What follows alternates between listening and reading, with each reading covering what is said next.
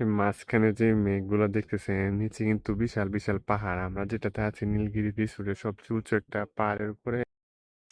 আসসালামু আলাইকুম সবাইকে। তো শুভ সকাল। তো আজকের সকালটা আমার কাছে অন্যরকম। এমন একটা জায়গার মধ্যে আছি দেখেন আপনারা নিজেরাই।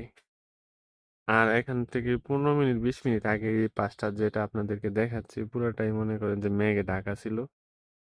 আর সূর্য উঠে গেছে। এখন বাজে হচ্ছে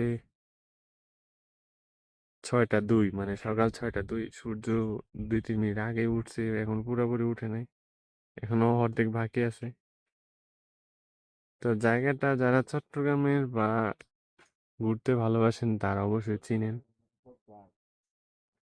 এই মাঝখানে যে মেঘগুলো দেখতেছেন নিচে কিন্তু বিশাল বিশাল পাহাড়। আমরা যেটাতে আছি নীলগিরি রিসোর্টের সবচেয়ে উঁচু একটা পাহাড়ের উপরে। এখানে একটা বিল্ডিং, ক্যান্টিনের উপরে।